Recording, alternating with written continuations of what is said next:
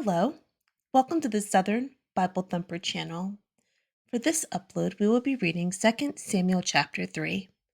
Now, there was long war between the house of Saul and the house of David, but David waxed stronger and stronger, and the house of Saul waxed weaker and weaker.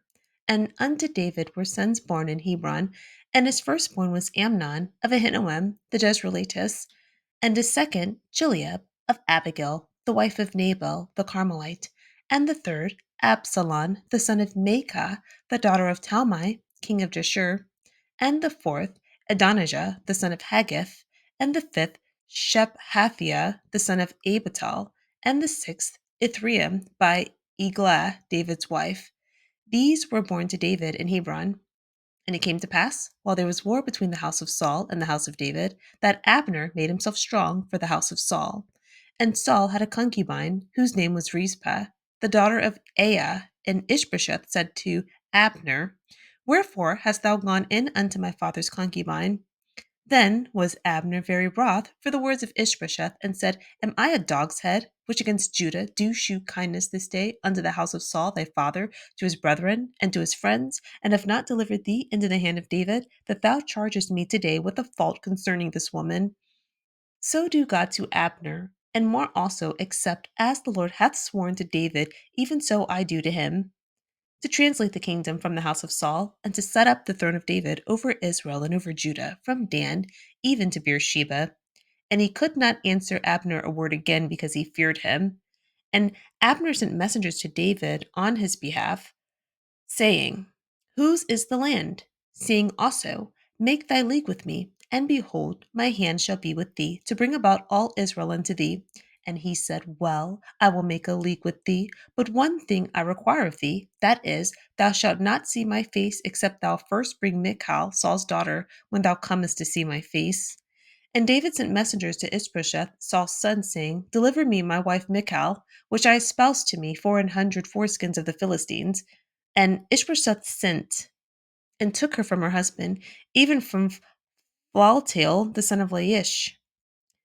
And her husband went with her along, weeping behind her to Bahurim. Then said Abner unto him, Go, return. And he returned. And Abner had communication with the elders of Israel, saying, Ye sought for David in times past to be king over you. Now then do it, for the Lord hath spoken of David, saying, By the hand of my servant David I will save my people Israel out of the hand of the Philistines, and out of the hand of all their enemies. And Abner also spake in the ears of Benjamin. And Abner went also to speak in the ears of David and Hebron all that seemed good to Israel, and that seemed good to the whole house of Benjamin. So Abner came to David to Hebron, and 20 men with him. And David made Abner and the men that were with him a feast. And Abner said unto David, I will arise and go, and will gather all Israel unto my lord the king, that they may make a league with thee, and that thou mayest reign over all that thine heart desireth. And David sent Abner away, and he went in peace. And behold, the servants of David and Joab came from pursuing a troop, and brought in a great spoil with them. But Abner was not with David in Hebron, for he had sent him away, and he was gone in peace. When Joab and all the host that was with him were come, they told Joab, saying, Abner, the son of Ner, came to the king, and he hath sent him away, and he has gone in peace. Then Joab came to the king and said, What hast thou done? Behold, Abner came unto thee. Why is it that thou hast sent him away, and he is quite gone? Thou knowest Abner the son of Ner, that he came to deceive thee, and to know thy going out and thy coming in, and to know all that thou doest. And when Joab was come out from David, he sent messengers after Abner, which brought him again from the well of Sirah, but David knew it not. And when Abner was returned to Hebron, Joab took him aside in the gate to speak with him quietly, and smote him there under the fifth rib, that he died for the blood of Asahel his brother. And afterward, when David heard it, he said, I and my kingdom are guiltless before the Lord forever from the blood of Abner, the son of Ner. Let it rest on the head of Joab, and on all his father's house, and let there not fail from the house of Joab one that hath an issue, or that is a leper, or that leaneth on the staff, or that falleth on the sword, or that lacketh bread. So Joab and Abishai his brother slew Abner, because he had slain their brother Asahel at Gibeon in the battle. And David said to Joab and to all the people that were with him, "Rend your clothes and gird you with sackcloth, and mourn before Abner." And King David himself followed the bier. And they buried Abner in Hebron. And the king lifted up his voice and wept at the grave of Abner, and all the people wept. And the king lamented over Abner and said, "Died Abner as a fool dieth? Thy hands were not bound, nor thy feet put into fetters. As a man falleth before wicked men, so fellest thou." And all the people wept again over him. And when all the people came to cause David to eat meat while it was yet day, David sware, saying, "So do God to me, and more also, if I taste bread or aught else, till the sun be down." And all the people took notice of it, and it pleased them, as whatsoever the king did pleased all the people. For all the people and all Israel understood that day that it was not of the king to slay Abner the son of Ner. And the king said unto the servants, "Know ye not that there is a prince and a great man fallen this day in Israel? And I am this day weak, though anointed king, and these men, the sons of Zeruiah, be too hard for me. The Lord shall reward the doer of evil according to his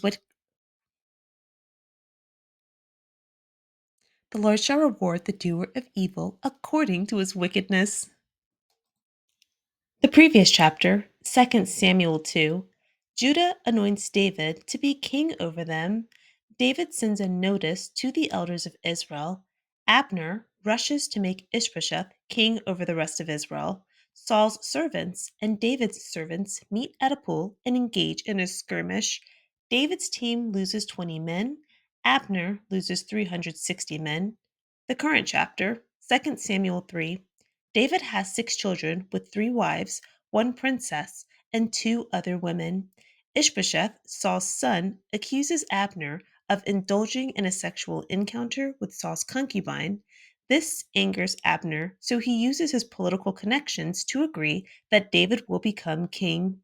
Joab kills Abner to avenge his brother Asahel. David mourns Abner. Summarizing 2 Samuel chapter 3, the beginning of this chapter lets us know that there's still war between David's kingdom and Saul's kingdom. Though we know that Saul is dead, Ishbosheth, Saul's son, is the leader of Saul's kingdom now. Verses 2 through 5 details David's 6 children born to 6 different women. When we get to verse 6 and 7, we learn that Abner is gaining power in the house of Saul. That's all this means when it's saying he's making himself strong. He's strengthening his position, acquiring more power. Okay. Verse 7, Saul has a concubine that Ishbosheth accuses uh, Abner of sleeping with. Abner is extremely angry with this accusation because, you know, he feels like he could have delivered you into David's hands and made sure you didn't get to be a ruler of anything. So how dare you accuse me of this? Then he just says, may God take the kingdom of Israel and give it to David. Ishbosheth didn't answer because he was scared. We get to verses 12 through 21. Abner sends messengers to David proposing an alliance to make David the king of Israel. David says, "Bring me my wife, Michal, before we can make any arrangement." So in 1 Samuel 18, Saul gave Michal to David to wife. And just to put this into perspective, King Saul is David's landlord, employer, father in law. He's also the king of Israel. He becomes very jealous of David after he defeats Goliath, and the Israelites praise him more than they praise Saul. So he begins trying to kill David. After he runs David out of the kingdom, because again, he lives with Saul, and Saul is his employer, so he became homeless and jobless at the same time and without a wife. In 1 Samuel 25, Saul then gives his wife to another man to marry. So now that David's in a position to get his wife back and to rectify this, now he wants to. Verse 15, Ishbosheth, the leader in Saul's kingdom, sent to have this woman taken back from her husband. And I just thought it was really nice. Should think it's nice, but he wept for her. It's just showing that these men did love these wives, because we also saw that in First Samuel with David when he thought he was going to participate in the war with the Philistines, because after Saul chased him out of the kingdom, David made an alliance to live among the Philistines, and they expected him in exchange to go to war with Israel on their behalf, except the other leaders didn't trust that David would fight on their behalf. So they sent him back to the territory that they gave him. And there's another group of people that raided their territory and took their women and children. So then David and his men, they cried that time too, which is just a little bit sweet to me. So Abner then tells the other Israelite leaders, it's time for David to be king. Okay, the Lord has spoken. Abner went to different places to get everybody to agree on this. Okay, and they did. So in verse 20, Abner, David, and 20 men had a feast.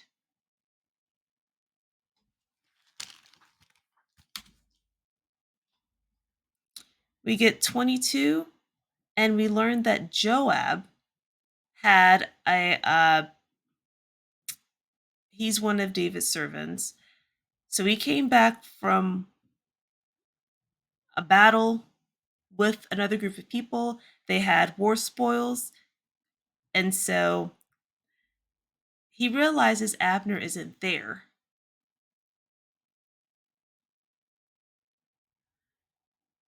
He learns that Abner was there with David recently, and he was sent away in peace. Joab is somewhat annoyed.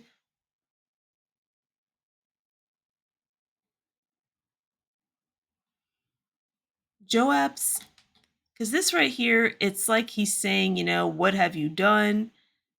But the way that I read this, I didn't think David knew that Abner killed his brother. So he's just asking, like, don't you know he's not a good person?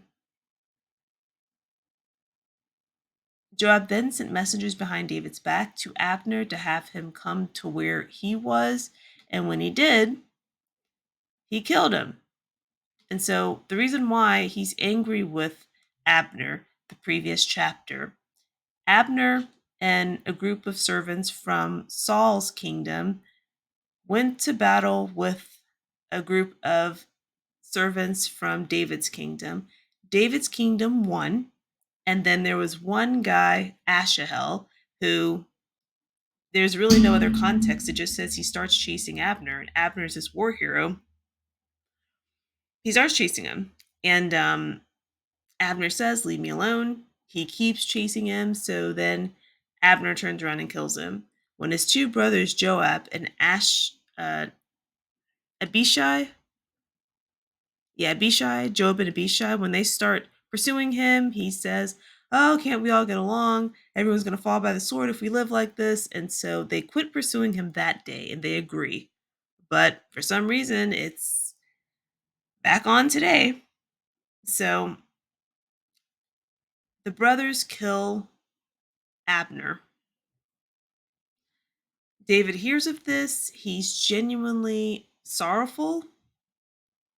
And he says, let it not be on me and my kingdom, because I didn't know anything about this. This wasn't my fault. And let nothing happen to Joab's household. And then we see in verse 30 again, the Bible just states again, Joab and Abishai slew Abner because of what Abner did to their brother. Verse 31 to 35, David mourned, and he wanted the people around him to mourn. And people wanted him to eat during the day. He said no, he's fasting until evening because of this. So we get 36. I just wanted to just point out the king, how this is what I mean when I'm talking about bias a little bit, because do you see how many times and King David and the king and the king?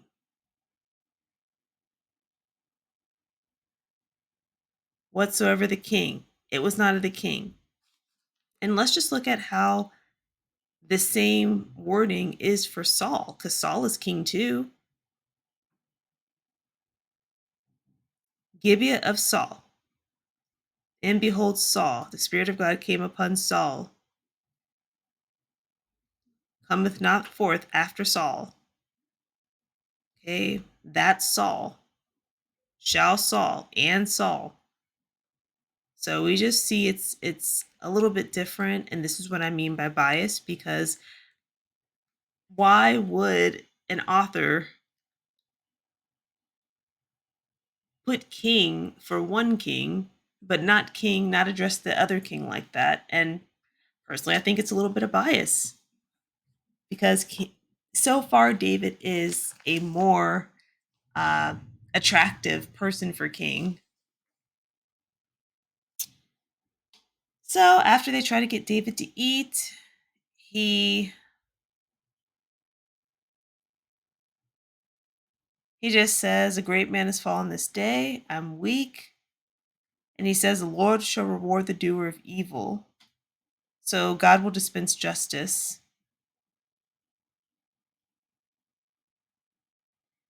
Okay, so the other thing I wanted to highlight here, bier.